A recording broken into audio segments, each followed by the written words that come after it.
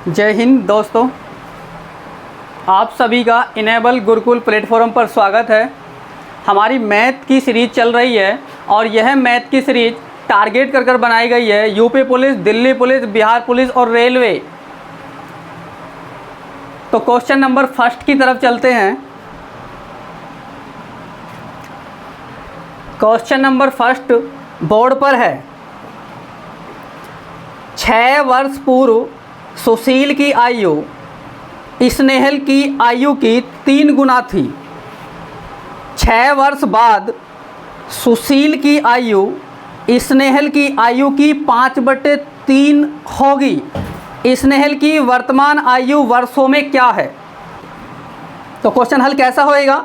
Short विधि से सवाल को हल करने वाले हैं। सुशील एस, स्नेहल एस ना लिख के उसे ई लिखेंगे तो दोनों एस एस हो जाएंगे। तो 6 स्नेहल की आयु 3 गुना थी, तो 3 गुना थी, ठीक है। यू कितना है? 1 का, और यू कितना है? 3 है।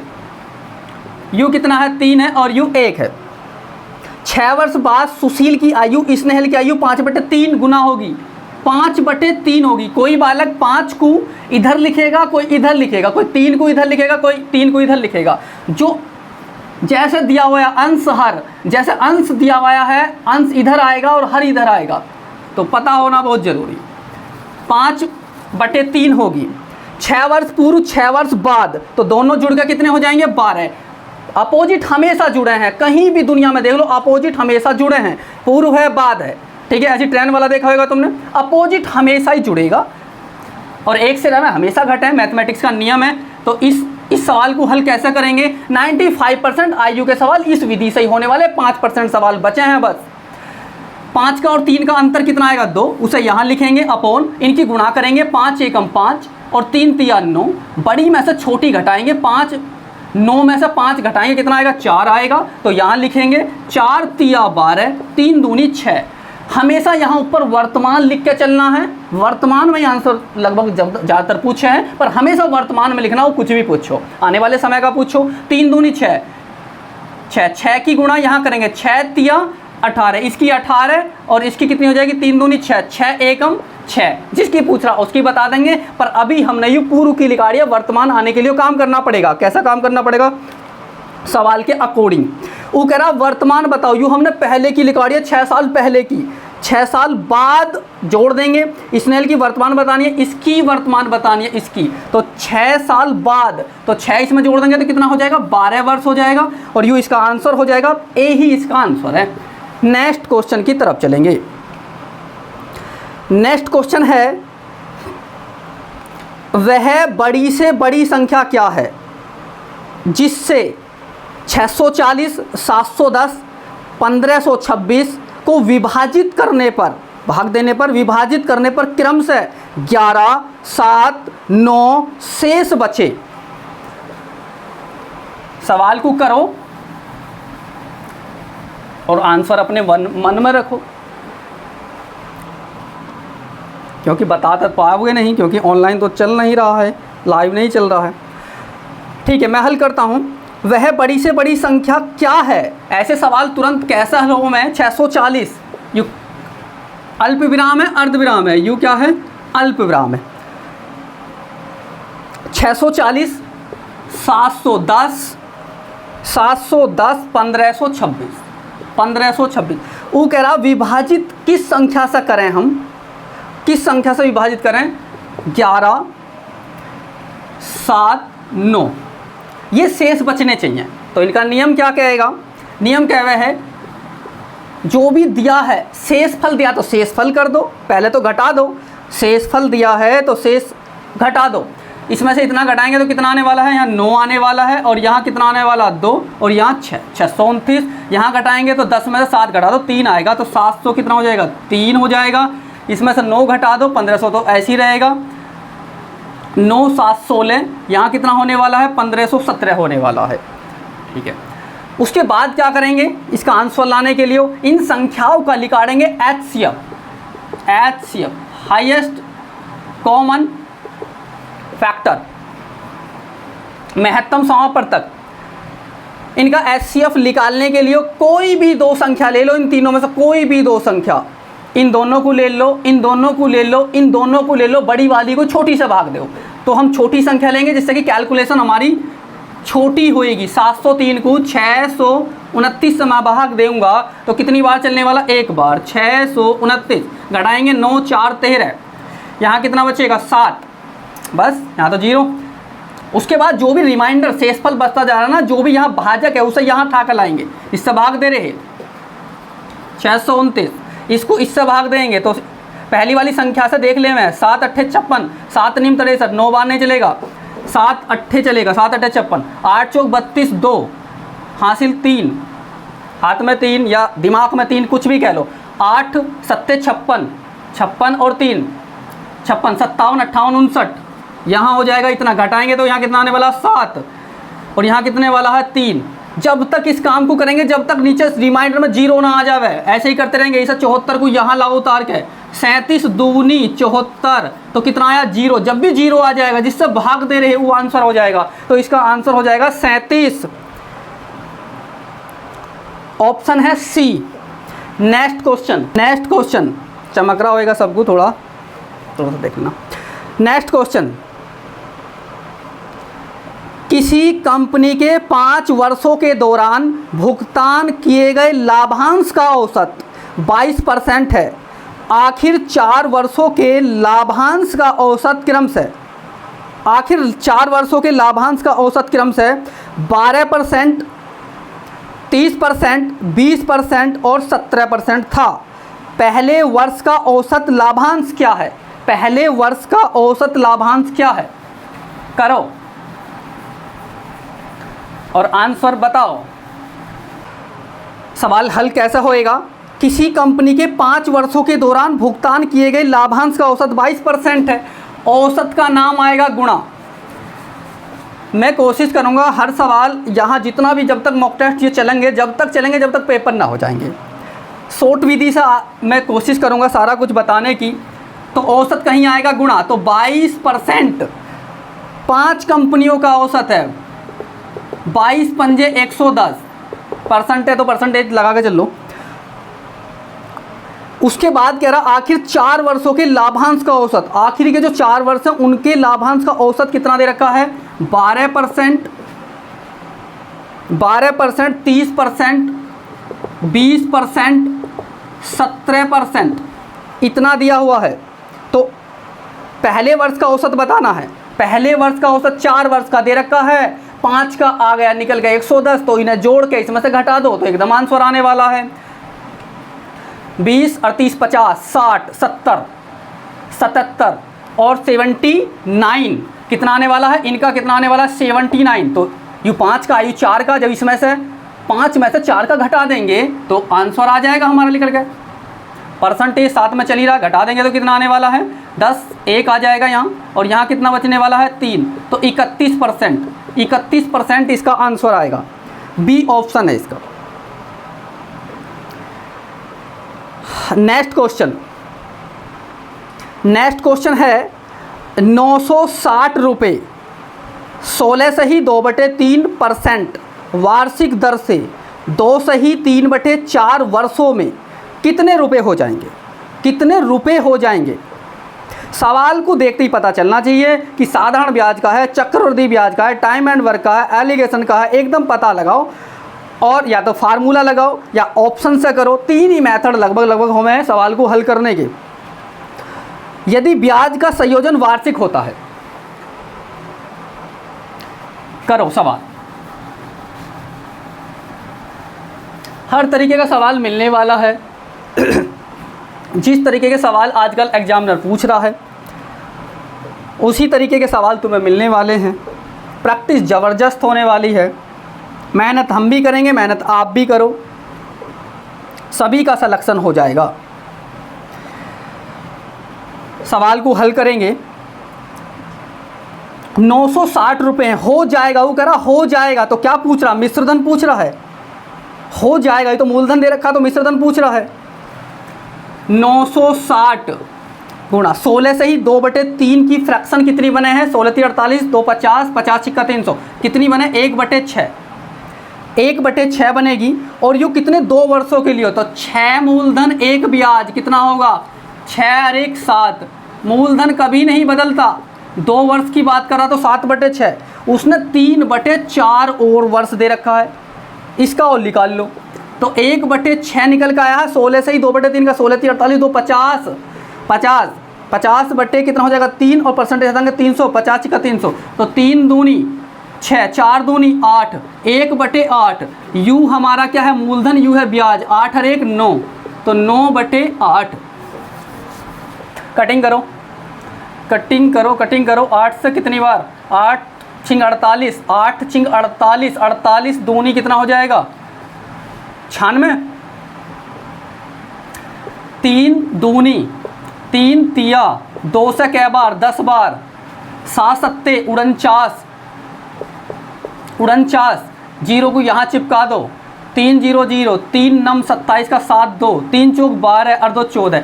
आंसर क्या आया निकल के मिश्र धन, क्या आया निकल के मिश्र धन। इसे हम दूसरी विधि से भी कर सके, जो हम ब्याज ब्याज निकाल लेते और फिर इसमें जोड़ देते तो भी मिश्र धन आ जाता एकदम, उससे भी जल्दी हो जाता। नेक्स्ट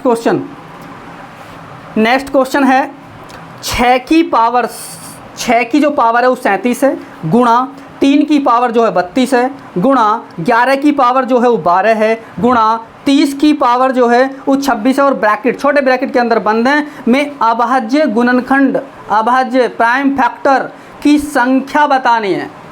प्राइम फैक्टर की संख्या बतानी है कितनी आएगी। हर तरह का सवाल जैसे मॉक टेस्ट के आधार पर होम है, पेपर में आम है, उसी तरीके का सजा हुआ पेपर रहेगा बिल्कुल रोज का अच्छे से चढ़ता सवाल मिलेगा। अभी तो हमारी सीरीज शुरू हुई है, आगे आगे देखो कितने अच्छे सवाल तुम्हें मिलने वाले हैं। तो कैसा हल होएगा, अभाज्य गुणनखंड कह रहा है तो अभाज्य ही तो संख्या बनानी है, तो सबसे छोटी अभाज्य संख्या 2, जो भी सम में है या बड़ी है उन्हें तोड़ लो, अभाज्य संख्या में तोड़ो 6 को तोड़ो, 2 गुणा के 3 में तोड़ देंगे, और 6 की पावर 37 ही, तो सबकी पावर 37 रहेगा, इसकी भी और इसकी भी, जिसमें तोड़ेंगे उसकी भी पावर 37, दूसरे की भी पावर 37 है।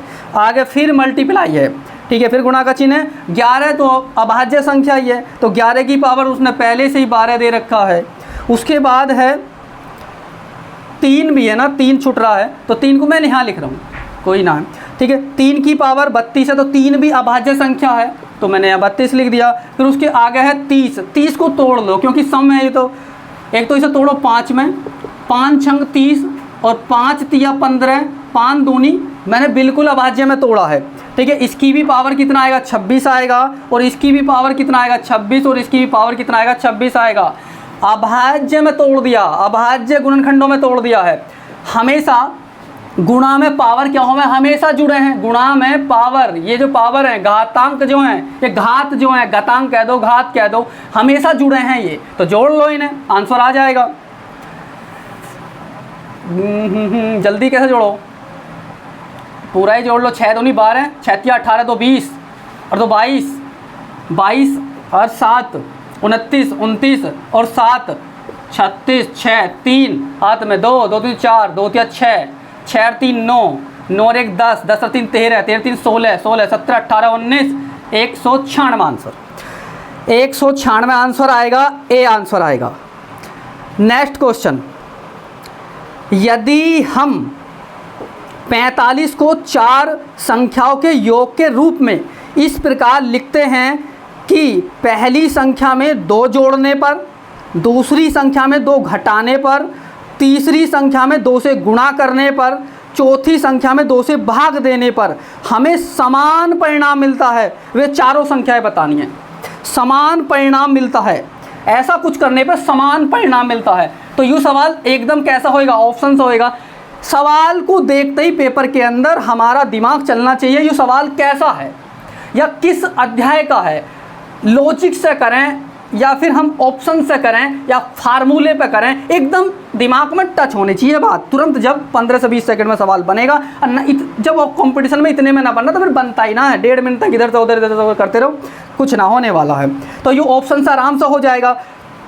ऑप्शन नंबर ए देखो, पहली बात तो करा, सबसे लास्ट में देखो 2 से भाग देने पर समान परिणाम, तो 2 से भाग जाएगी पहले वाले ऑप्शन में देखो 21 है लास्ट में, तो 2 से भाग नहीं जा रही, छोड़ दो। दूसरे वाले में देखो 20 2 से कटेगा तो यू आंसर हो जाएगा या हो सकता है। 15 इस 2 से नहीं कटने वाला, 25 2 से नहीं कटने वाला, तो ऑप्शन नंबर क्या होगा, बी आंसर हो जाएगा। अब मैं करके देख रहा हूँ, देखो मैं इसे बता रहा हूँ 8 12 और 5 और 20। पहली शर्त देखो उसकी, वो कह रहा है कि 2 जोड़ने पर, 2 जोड़ो इसमें कितना होगा 10। फिर कह रहा दूसरी में से 2 घटाने पर, 12 में से 2 घटाओ 10। फिर उसके बाद वो कह रहा है कि तीसरी में 2 से गुणा करो, 5 दूनी 10। फिर उसके बाद कह रहा है 2 से भाग देने पर, इसमें 2 से भाग दो तो कितना आएगा 10 बनेगा। सवाल देखो पेपर के अंदर वो किस तरीके से होने वाला, ऑप्शन से होने वाला, ये हमारी प्रैक्टिस पर आधारित है। प्रैक्टिस जितनी अच्छी होगी उतना जल्दी हम कर पाएंगे, टाइम ज़्यादा लगेगा या फिर गलत होने की संभावना भी ज़्यादा ही हो में है। नेक्स्ट क्वेश्चन, प्रैक्टिस करते करते सब हो जावे। नेक्स्ट क्वेश्चन है, एक आर्मी की भर्ती प्रक्रिया में, अभी चली रही आर्मी की, फिजिकल चलने वाले हैं भाई।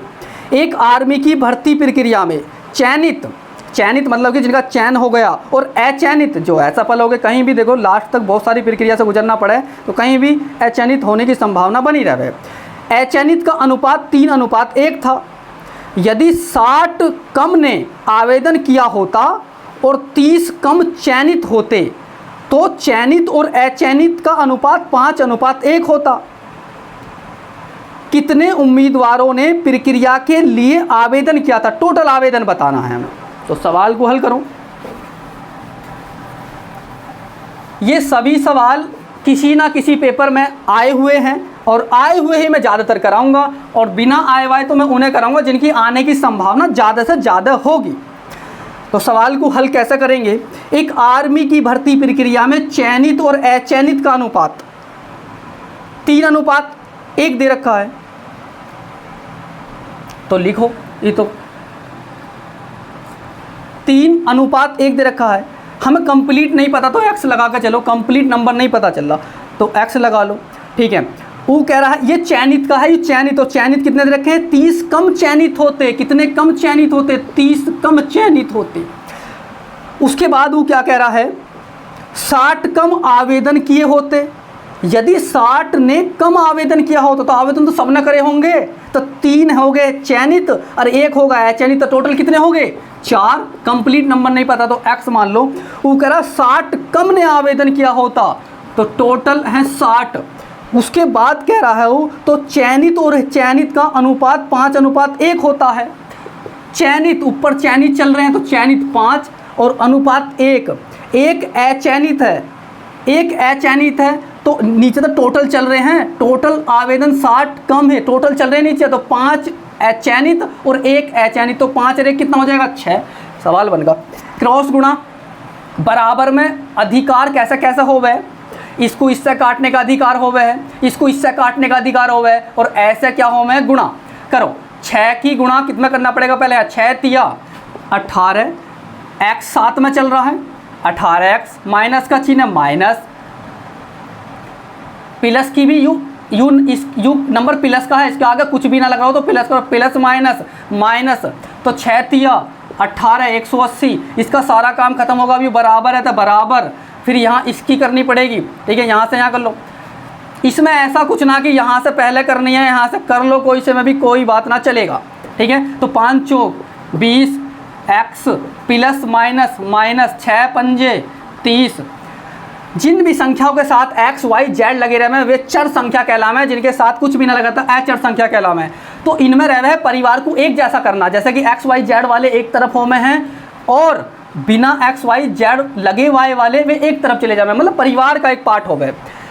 बराबर से दूसरी तरफ कोई भी संख्या जाएगी, प्लस होएगी माइनस हो जाएगी, माइनस होएगी प्लस हो जाएगी, गुणा होएगी भाग, भाग होएगी गुणा, हमेशा चिन्ह बदलेगा हमेशा। अब ये लामे कैसे हैं, बराबर से इधर, इधर से कैसा संख्या को लामे, कोई 18 को इधर लेगा, कोई 20 को इधर लाएगा, कंप्लीटली पता होना चाहिए जब एक बेरे में सवाल होवे सही, नहीं तो फिर कई बेरे में होवे और उसके आंसर मिलते जुलते भी रहे में गलत भी हो जावे, ठीक है। तो हमेशा बड़ी वाली संख्या के पास छोटी जावे, हमेशा बड़ी के पास छोटी जावे। तो 18 भी प्लस की है, 20 भी प्लस की है, तो यू छोटी है, यू जाएगी इधर, यू प्लस की इधर जाएगी तो माइनस की हो जाएगी। 18 में से जब 20 को घटाएंगे तो आएगा 2x, इसका काम खत्म होगा, बचेगा बराबर। अब u वाली संख्या माइनस की, u वाली भी संख्या माइनस की, इसका संख्या के आगे वाले को देखा करें, आगे वाले चिन्ह को, प्लस का है माइनस का है, ठीक है। माइनस की संख्याओं में जो छोटी संख्या रहे वो उतर रहे बड़ी, और जो माइनस में बड़ी रहे उसका मान रहे छोटा। मैथमेटिक्स का नियम है। तो छोटी संख्या u है तो u इंगे आएगी, तो u माइनस की u प्लस की हो जाएगी, तो u प्लस की 300 हो जाएगा। 300 में से जब 180 घटाओगे, 180 को घटाओगे तो कितना आने वाला है, कितना आने वाला 120, और काय का प्लस का, क्योंकि प्लस की संख्या बड़ी है तो x का मान निकालेंगे बराबर। बराबर की संख्या हमेशा सही रखी रहे, नहीं रखी रहे। देखो यू गुणा को दर्शा रहा, इसका मान लिख रहा है हमेशा चरों का, जो गुणा को दर्शा रहा, ये 2 नीचे जाएगा भाग में, तो मैंने बताई बराबर से इंगे जाएगा, हमेशा चिन्ह बदलेगा, यू गुणा में यू भाग में, इससे काटो कितनी बार, सही बन जा भाई, 60 आएगा। तो x का मान कितना आएगा, लिख रहा 60 आएगा x का मान। अब टोटल देखो, वो टोटल पूछ रहा, टोटल कितने हैं, चयनित 3 अचयनित 1, तो टोटल कितने हैं, 4x है टोटल। x का मान 60 आया, रख दो हक को, गुणा में को 60, 6 चौक कितना आएगा 24, 240 आंसर, फर्स्ट ए आंसर आएगा। नेक्स्ट क्वेश्चन, त्रिभुज ए बी सी एक समकोणीय त्रिभुज है, समकोणीय त्रिभुज है, इसमें एंगल बी बराबर 90 डिग्री और ए सी कर्ण है, डी उसको परिकेंद्र है, डी जो ना उसका परिकेंद्र है, और ए बी बराबर 3, बी सी बराबर 4 सेंटीमीटर, तो बी डी का मान बताना है। एडवांस के सवाल उसी तरीके के करवाए जाएंगे जिस तरीके के UP police, Delhi police, Bihar police, railway का कोई भी पेपर हो, सबके लिए जो भी बिल्कुल सफिशेंट रहेंगे वही सवाल करवाए जाएंगे, ना कि तकड़े ना कि हल्के, उसी तरीके के सवाल करवाए जाएंगे। एंगल वो कह रहा त्रिभुज ए बी सी बना लो पहले, और समकोण बनाना है। समकोण त्रिभुज,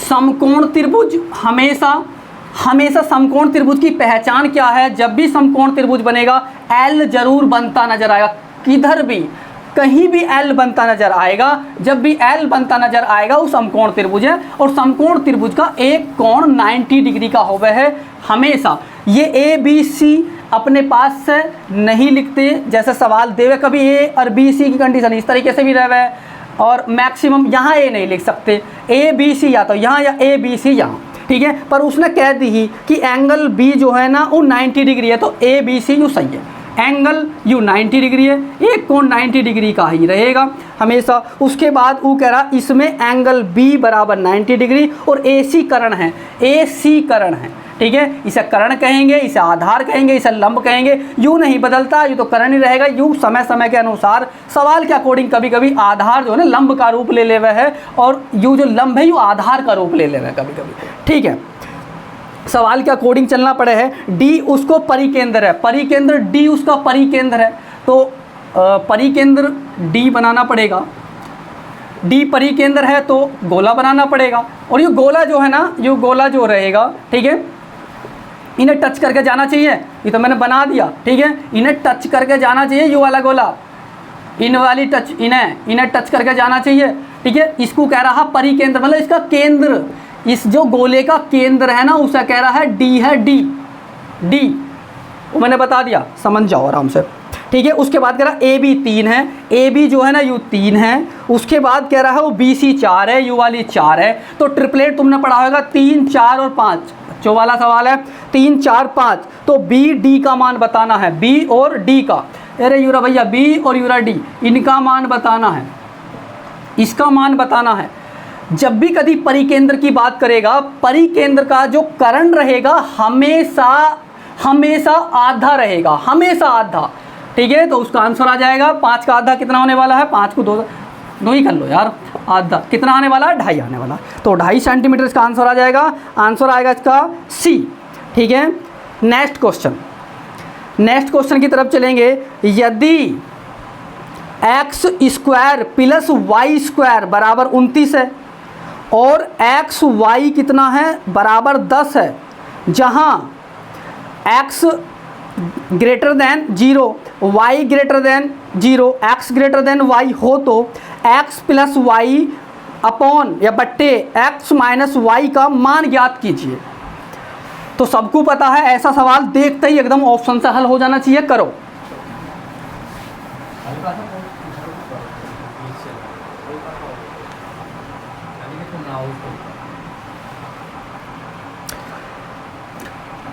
देखो सवाल है x square plus y square बराबर 29। एक्स वाई बराबर दे रखा है 10 और तुमसे मान पूछ रहा है एक्स प्लस वाई बटे एक्स माइनस वाई। ऑप्शन से हमेशा हल हो जाना है ये वाले सवाल, पर ये तो पुट सा हो जाएगा, संख्या पुट सा हो जाएगा आराम से। छोटा ही सवाल है, पुट संख्या से हो जाएगा आराम से। कैसे? इनमें से एक संख्या का स्क्वायर तुम्हें ऐसा लेना है, इससे बड़ा नहीं होना चाहिए। करे कैसे हैं, पुट कैसे करें संख्या, ये ना कि 2 का कर दो 3 का कर दो, बस ऐसे ही करते रहो और टाइम लग जाए बहुत ज़्यादा, ऐसा नहीं। तो 29 जो है ना 29 के पास होना चाहिए, ऐसा किसी का भी लो, एक्स का लो, 5 ले लो, 5 पंजे 25, 6 छिंग 36, तो 6 तो कोई से का भी ना हो सकता, 5 पंजे 25, 5 इसका रख दो, 25 कितना बचेगा 4 वाई का रख दो 2 दूनी 4, 25 4 29, सेटिस्फाइड हुआ। दूसरे पे भी करना पड़ेगा, 5 को यहाँ रखो, ये दोनों एक साथ है ना, तो ये गुणा को दर्शाना है, साथ में रहे हैं जब बिल्कुल साथ, एक्स वाई जेड भी होते सब गुणा को दर्शाते, तो 5 दूनी 10 तो सेटिस्फाइड हुआ, तो यहाँ रखो ना डायरेक्टली। एक्स का मान 5, वाई का मान 2, 5 और 2 7, एक्स का मान 5 और वाई का मान 2, इसमें से घटाओगे तो कितना आएगा 3, 7/3 आंसर। सवाल देखा जिस तरीके से वो करवावे ऐसे करो, जल्दी आगे निकलो। नेक्स्ट क्वेश्चन, नेक्स्ट क्वेश्चन है किसी भिन्न का हर उसके अंश के 3 गुने से 2 अधिक है, 3 गुने से 2 अधिक है। यदि अंश तथा हर में से प्रत्येक को 1 से बढ़ा दिया जाए तो भिन्न 1/3 हो जाती है। तो मूल भिन्न पता नहीं, मूल का मतलब है पहली कोई काम तुमने पहले करा होगा ना, बिल्कुल स्टार्टिंग में, उसे मूल क्या है। तो ऑप्शन से हो जाएगा, आराम से ऑप्शन से हो जाएगा। देखो 5/21, 5/21, 4/19, क्योंकि पेपर में अपना काम है आंसर जल्दी लाना और अपना नंबर लाना, ये काम है। ऑप्शन से फटाफट हम ऐसा हल करेंगे। जब ऑप्शन से ना होएगा तो मेथड से करेंगे, मेथड से ना होगा लैंग्वेज से करेंगे। 2-3 तरीके से सवाल हल हो गए। किसी भिन्न का हर, यू अंश है यू हर है, नोमिनेटर डोमिनेटर, ठीक है। अंश के 3 गुने से 2 अधिक है, अंश के जो हर है ना, हर अंश के 3 गुने से 2 अधिक। 5 तिया 15, 2 17 होना चाहिए खत्म। 4 तिया 12 और 2 14 होना चाहिए खत्म। 5 तिया 15 और 2 17 यूँ चल जाएगा। 3 दूनी 6 और 2 8 यूँ भी चल जाएगा। 3 तिया 9, 3 गुना हो जाए 3 तिया 9, 3 गुना होना चाहिए, 3 तिया 9 और 2 11 होना चाहिए। आंसर खत्म कहानी। आगे चेक कर लो, करो चेक आगे। उसके बाद कह रहा यदि अंश तथा हर में से प्रत्येक को 1 बढ़ा दो तो 1/3 हो जावे भिन्न। 1 बढ़ाते ही 5 में से 1 बढ़ाओ 6 और 17 में 1 बढ़ाओ 18 और 6 एकम 6, 6 तिया 18, 1/3 फटाफट answer. Next question, next question है 6 किलोग्राम चावल 6 रुपये प्रति किलोग्राम की दर से। अब यूँ तुम बताओगे कौन सा चावल है, गले वाला तो है नहीं, वो तो 1-2 रुपये किलो मिले, उससे थोड़ा सा बढ़ता, और दुकानों पे 6 किलोग्राम चावल है नहीं, तो तुम बताओगे कमेंट बॉक्स में। 6 किलोग्राम चावल 6 रुपये प्रति किलोग्राम की दर से तथा 4 किलोग्राम चावल 7 रुपये प्रति किलोग्राम की दर से खरीदता है। जो खरीदेगा अपना माल, क्रिया मूल्य या मूलधन कुछ भी उसे मानो, अपना माल है वो, क्रिया मूल्य मान के काम करना चाहिए उस पर। खरीद कर एक दुकानदार ने दोनों को मिला दिया जी उसने, और वह उसे किस दर से प्रति किलोग्राम बेचे कि 10% का लाभ हो। बिकवाते हैं भाई इसका चावल, व्यापार छोटा कर रहा है व्यापारी, कोई छोटा मोटा ही है, करते हैं इसे हल। बिकवाते हैं इसका चावल। 6 किलोग्राम चावल 6 रुपये प्रति किलोग्राम, तो 36, 6 छिंग 36, 6 छिंग 36 तो 36 रुपया का हो गया।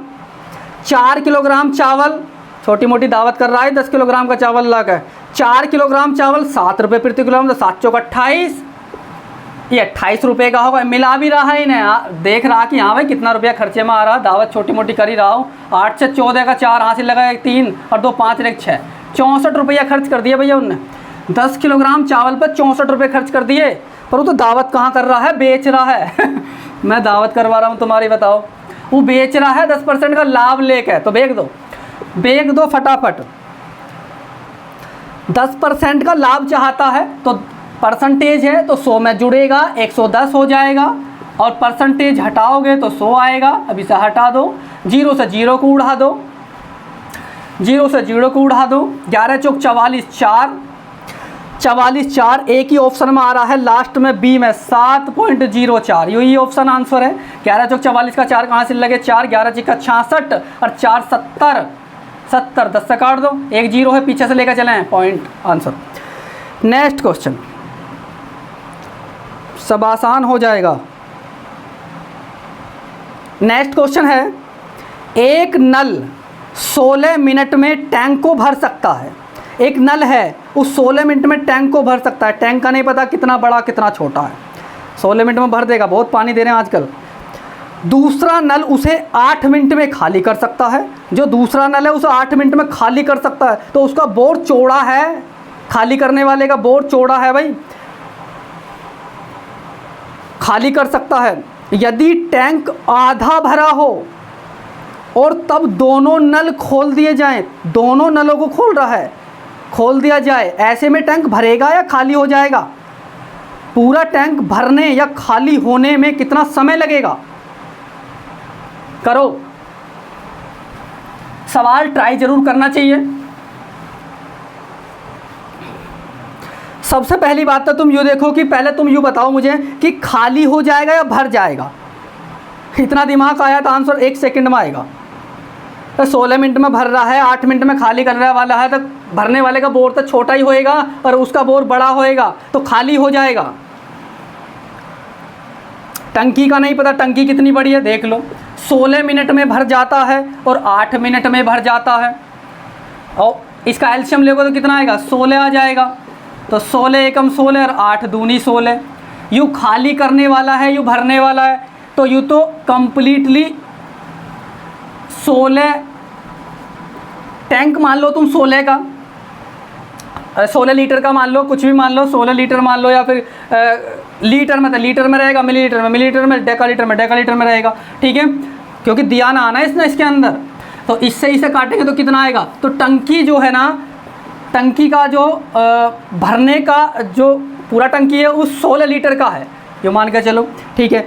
तो जो पूरी को जो खाली कर रहा हूँ, पूरी को जो खाली करेगा कितने में होएगा? तो 16 मिनट में हो जाएगा, 16 मिनट में हो जाएगा। पर वो आधी को कह रहा, आधी को कह रहा है, तो आधी कर दो ना, आधी कर दो, 2 8 16, तो कितना मिनट लगेगा? 8 मिनट लगेगा, और खाली कर देगा ना कि भरेगा, ठीक है।